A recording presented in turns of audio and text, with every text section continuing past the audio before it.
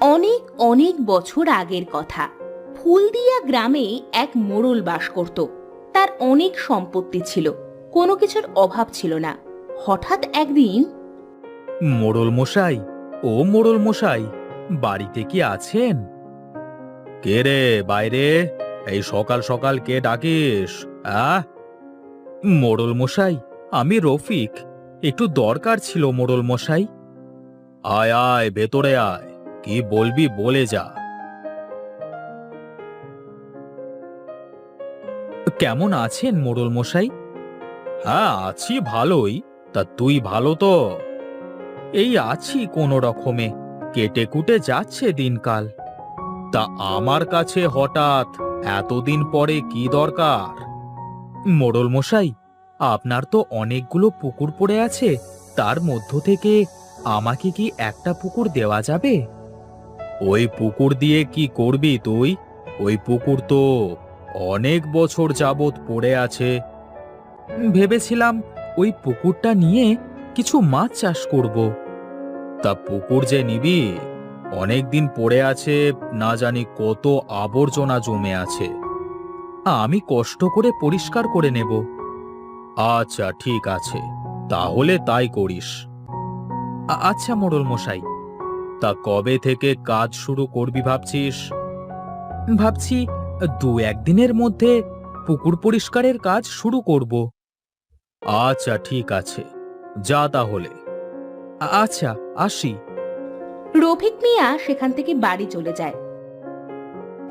আর বাড়িতে গিয়ে তার বউ আর ছেলেকে বলে, কোথায় গেলে গো তোমরা? বউ, ও বউ। কি হয়েছে? এত চেঁচাচ্ছ কেন? হ্যাঁ, তোমার সমস্যা কি? আরে বউ, রাগ করো না, একটা সুসংবাদ আছে গো। আরে তাই? তা কি সুসংবাদ শুনি, বলো না গো। আরে বলবো বলবো, আগে তোমার ছেলেকে ডাকো তো, সবাইকে একসাথে বলি। রনি, ও রনি বাবা, একটু বাইরে আয় তো, তোর বাপ ডাকছে। কি হয়েছে আব্বা, ডাকতাছো কেন? শোনো সবাই, যে সামান্য চাষ করি তা দিয়ে তো সংসার চলে না। তাই ভাবছি এর পাশাপাশি একটা পুকুরে মাছ চাষ করব। বাবা, বুদ্ধিটা তো অনেক ভালো, কিন্তু পুকুর কোথায় পেলে? আমাদের তো পুকুর নেই।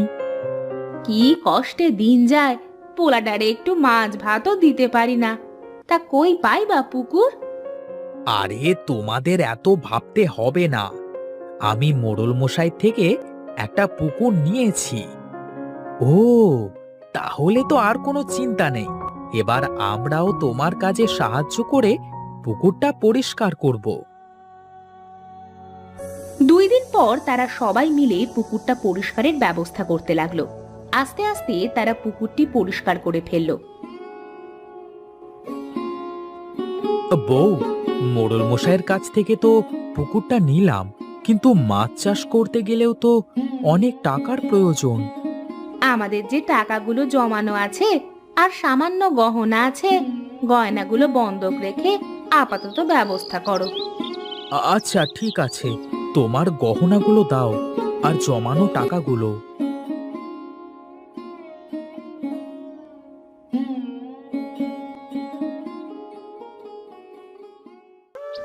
এই নাও। দাও বউ, দাও। দেখি, বাজারের দিকে যাই। এই বলে রফিক মিয়া বাজারে যায়।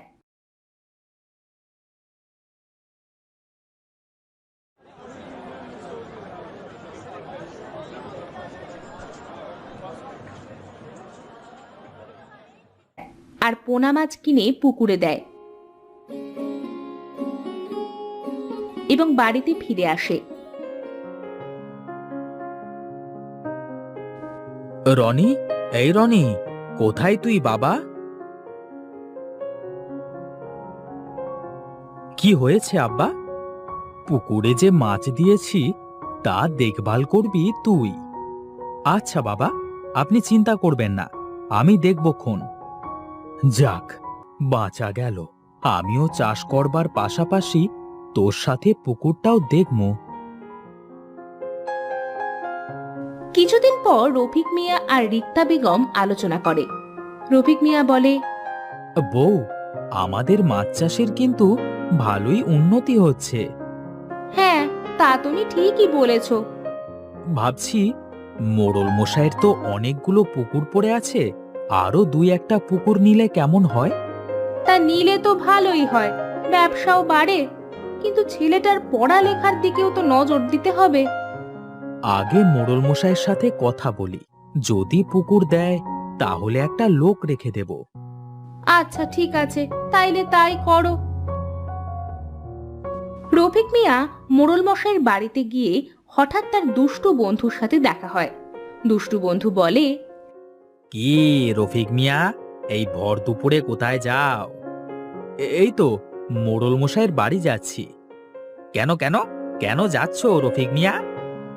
মোড়ল মশাইয়ের কাছ থেকে একটা পুকুর নিয়েছিলাম, তো ব্যবসা তো ভালোই হচ্ছে, ভাবছি আরো কিছু পুকুর নেব। ঠিক আছে রফিক মিয়া, তাহলে যাও, আমিও বাজারে যাই।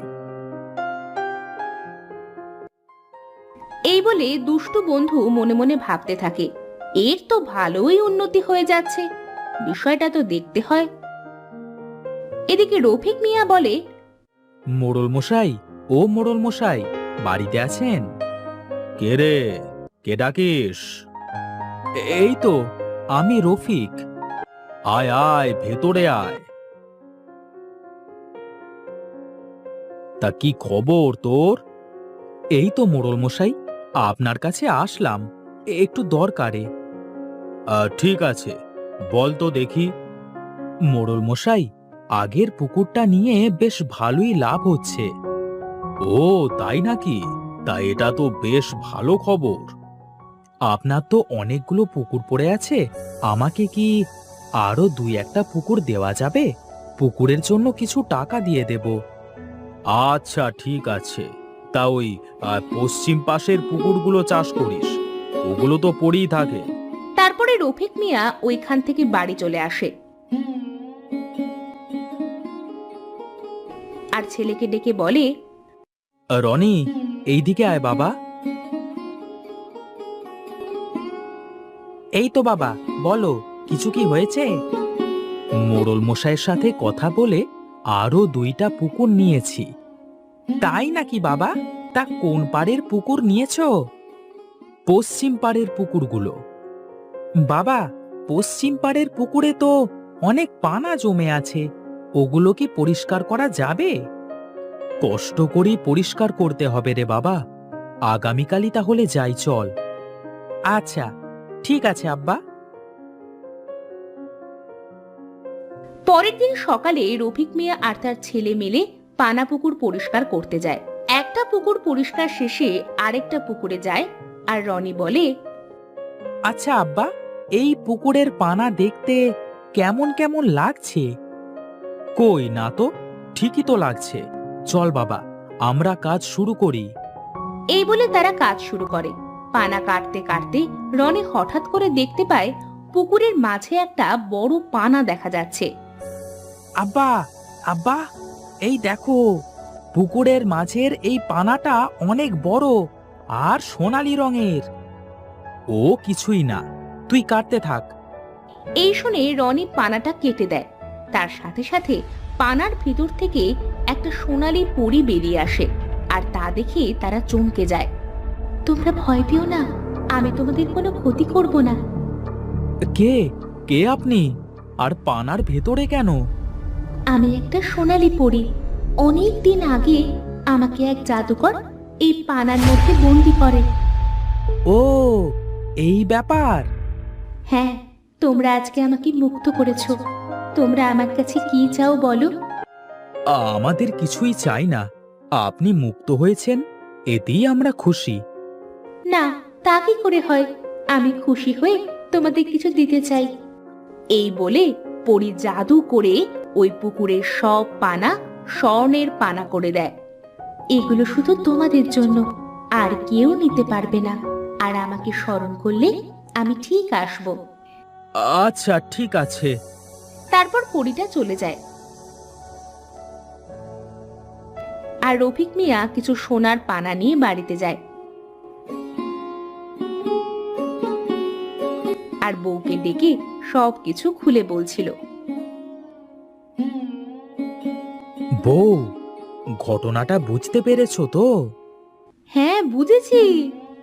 ওদের কথা বলার সময় দুষ্টু বন্ধু বাড়ির পাশ দিয়ে যাচ্ছিল আর ওদের সব কথা শুনে নেয় আর মনে মনে লোভ হয় এবং ভাবতে থাকে, তাই ব্যাপারটা আজকে রাতেই দেখতে হচ্ছে তো।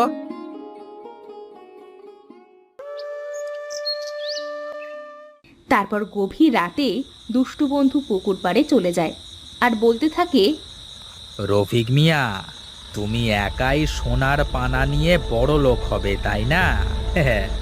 এবার আমিও বড় লোক হয়ে যাব। এই বলে দুষ্টু বন্ধু পুকুরে নেমে সোনার পানা ধরতে যায় আর অমনি পানার সাথে হাত আটকে যায়, অজ্ঞান হয়ে থাকে।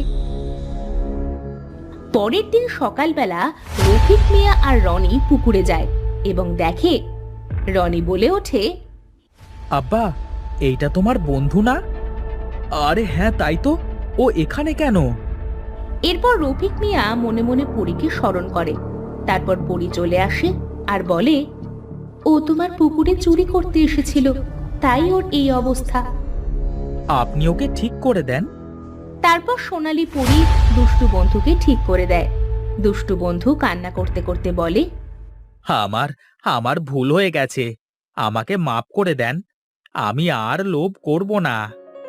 আচ্ছা ঠিক আছে, মাফ করে দিলাম, কিন্তু এই কথা তুমি কাউকে বলতে পারবে না। ঠিক আছে, কাউকে বলবো না। এরপর আর কোনো সমস্যা হলে আমাকে পুকুরের পাড়ে এসে স্মরণ করবে। তারপর রফিক মিয়া ওই পুকুরে সোনালী পানা চাষ করে অনেক ধনী হয়ে যায়। তারপর থেকে তারা সুখে শান্তিতে বসবাস করতে থাকে।